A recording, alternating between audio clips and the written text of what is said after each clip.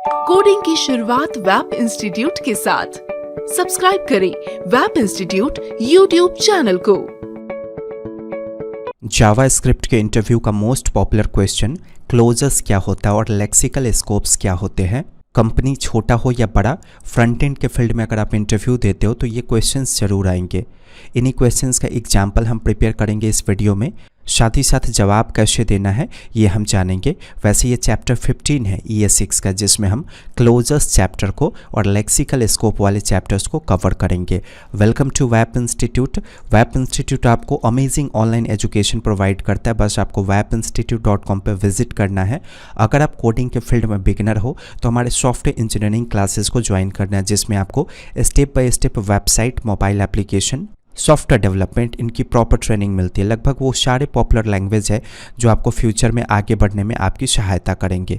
कोई single short term course करना चाहते हैं तो आप हमारे कोर्सेज सेक्शन में जाकर चूज़ कर सकते हैं, लेकिन कोर्सेज सेक्शन से तभी किसी कोर्स को चूज़ कीजिए जब ऑलरेडी आपको डेवलपमेंट के फील्ड में नॉलेज है।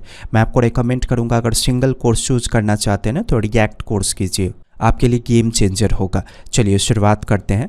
प्रैक्टिस करेंगे। सबसे पहले वेरिएबल के स्कोप्स के बारे में जानेंगे, तब आप पहुंचोगे अगर क्लोजर्स तक, तब आपको समझ में आएगा कि आखिर सच में क्लोजर्स होता क्या है। स्क्रिप्ट टैग को शुरू करके मैंने बंद किया। एक वेरिएबल क्रिएट करता हूं मैं डेटा के नाम से। मैंने इसमें 1 2 3 4 5 6 ऐसे असाइन कर दिया। वैसे हम ES6 पढ़ रहे हैं ना, तो मैंने थोड़ा सा कॉन्सेप्ट चेंज कर दिया। मैंने कांस्टेंट क्रिएट किया डेटा के नाम से। एक फंक्शन क्रिएट करता हूँ मैं डेमो के नाम से। इस तरीके से मैंने इसके अंदर अलॉट फंक्शन को कॉल किया और ये जो डेटा वेरिएबल है ना, इसको मैंने अलॉट की सहायता से प्रिंट कर दिया। टेस्टिंग करने के लिए बॉडी में एक बटन को क्रिएट करेंगे। इसमें मैंने राइट कर दिया टेस्ट। ऑन क्लिक इवेंट को पास कीजिए और डेमो फंक्शन को इस तरीके से कॉल कर दीजिए। सिंपल है, इस पर क्लिक करेंगे तो ये कोड एग्जीक्यूट करेगा। एग्जीक्यूट किया। वैसे वीडियो को जरूर लाइक कीजिएगा, शेयर कीजिए। कोई क्वेरी या क्वेश्चन है तो कमेंट करेंगे। अगर आप चैनल पर नए हो, सब्सक्राइब करके बेल आइकन को हिट कीजिए। वापस आइए कोड में। प्रत्येक वेरिएबल कांस्टेंट का एक स्कोप होता है। स्कोप का मतलब होता है कि वेरिएबल या कांस्टेंट कहाँ कहाँ पे एक्सेसिबल होगा। जैसे इस कांस्टेंट या वेरिएबल की मैं बात करूँ तो ये ग्लोबल स्कोप में है। ग्लोबल स्कोप का मतलब हो गया कि सबसे ऊपर में डिक्लेयर्ड है, अब इसके नीचे ये हर जगह पे एक्सेसिबल होगा। चाहे मैं यहाँ पे एक्सेस करूँ, चाहे इसके नीचे मैं डेटा के नीचे फंक्शंस बनाकर एक्सेस करूँ। तो ग्लोबल का मतलब है ऊपर में डिक्लेयर्ड होना और उसके बाद उसके नीचे हर जगह पे वो एक्सेसिबल होना। उस तरह के वेरिएबल के लिए हम बोलते हैं कि वो वेरिएबल ग्लोबल स्कोप में है। वही अगर मैं कोई कांस्टेंट या वेरिएबल इस फंक्शन के अंदर क्रिएट करूँ तो ये जो वेरिएबल या कांस्टेंट होगा इसका स्कोप लोकल होगा। लोकल स्कोप का मतलब है कि ये वेरिएबल इस फंक्शन के बाहर आप एक्सेस नहीं कर सकते हो। मान लीजिए अगर आपने अलॉट में ऐसे पास कर दिया x, तो ये आपको अनडिफाइंड देगा। देखिए कंसोल के अंदर मैसेज आ गया x इज़ नॉट डिफाइंड। तो लोकल स्कोप में जो वेरिएबल होता है वो सिर्फ फंक्शन के अंदर एक्सेसिबल होता है, लेकिन जो ग्लोबल स्कोप में होगा वो एक बार डिक्लेयर हो गया ना तो नीचे हर जगह पे एक्सेसिबल होगा, उसके नीचे फंक्शन ही क्यों ना हो। एक होता है लेक्सिकल स्कोप। मिटाइए जरा इन सब चीज़ों को, सिर्फ डेमो नाम के फंक्शन को रखिए लेक्सिकल स्कोप का प्रैक्टिस करने के लिए। मैंने डेमो कॉल करते वक्त कोई डेटा पास किया, जैसे मैंने 12 पास किया। ये 12 कहाँ रिसीव हो जाएगा, यहाँ पे रिसीव हो जाएगा। यहाँ जो पैरामीटर के रूप में डेटा आपने रिसीव किया नम वेरिएबल में, ये लोकली भी ट्रीट होगा और लेक्सिकली भी ट्रीट होगा। लोकली ट्रीट होने का मतलब क्या है, इस डेमो से बाहर आप इसको नम को एक्सेस नहीं कर सकते हो, तो ये हो गया कि ये लोकली ट्रीट हो रहा है। ये नम इसी के अंदर एक्सेसिबल होगा।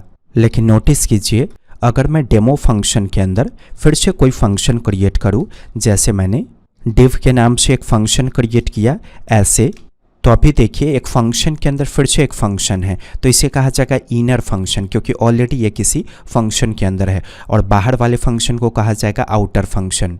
तो जो पैरामीटर आप रिसीव कर रहे हो वेरिएबल के रूप में, वो किस में डिक्लेयर्ड है, आउटर फंक्शन के अंदर डिक्लेयर्ड है। लेकिन अगर आप चाहो तो नम को इस इनर फंक्शन में भी एक्सेस कर सकते हो, क्योंकि आउटर फंक्शन में जो भी वेरिएबल पैरामीटर के रूप में रिसीव होगा या लोकली डिक्लेयर्ड होगा, उसका स्कोप लेक्सिकल होता है। मतलब कि वो उसके इनर फंक्शंस में भी एक्सेसिबल होता है। तो अगर मैं आपसे पूछूं कि नम का स्कोप यहाँ पे क्या है, लेक्सिकल है। नम जो है वो लेक्सिकल स्कोप में है, क्योंकि एक बार ये आउटर फंक्शन में डिक्लेयर हो जाने के बाद इसके इनर फंक्शन में भी एक्सेसिबल है। एक काम कीजिए, div फंक्शन को यहीं पे कॉल कर दीजिए, यहाँ जो अलर्ट था उसको हटा दीजिएगा। टेस्टिंग के जो मैं इस पर क्लिक करता हूँ, एग्जीक्यूट कर गया div वाला फंक्शन। तो पहले ये आउटर फंक्शन एग्जीक्यूट हुआ होगा, उसके बाद अंदर में जो div फंक्शन है ना वो एग्जीक्यूट हुआ। तो हम इसे कॉल करेंगे तभी इसके अंदर का कोड एग्जीक्यूट करेगा, इसलिए मैंने डेमो के अंदर इसको इस तरीके से यहाँ पे लाइन नंबर 17 पे कॉल कर लिया। अब समझिए क्लोजर्स क्या होता है। क्लोजर्स का मतलब है कि एक ऐसा तरीका जिससे इनर फंक्शन आउटर फंक्शंस के लेक्सिकल स्कोप वाले वेरिएबल्स का इस्तेमाल करे, यही होता है क्लोजर और कुछ भी नहीं। जैसे ये इनर फंक्शन है तो ये आउटर फंक्शन के लेक्सिकल स्कोप वाले वेरिएबल का इस्तेमाल कर रहा है ना यहाँ पे, तो हम कहेंगे कि इसने जिस तरीके का इस्तेमाल किया, जिस मेथड का इस्तेमाल किया वो क्या है, क्लोजर्स है। तो टेक्निकली आपने एज अ डेवलपर समझा हिंदी में, ये हो गया डेफिनेशन जिसको रट कर आपको बोलना है। एक ही लाइन में सब कुछ क्लियर हो जाएगा। A closure allows a function to access variable from its outer scope even after the outer function has finished executing. जो मैंने आपको समझाया है ना, उसी का टेक्निकल डेफिनेशन है ये। मुझे लगता है समझ में आया होगा। लाइक कीजिएगा वीडियो को, चैनल सब्सक्राइब करके बेल आइकन को हिट कीजिएगा, शेयर ज़रूर कीजिएगा और वैप इंस्टीट्यूट की वेबसाइट पे ज़रूर विजिट कीजिएगा। धन्यवाद। कोडिंग की शुरुआत वैप इंस्टीट्यूट के साथ। सब्सक्राइब करें वैप इंस्टीट्यूट यूट्यूब चैनल को।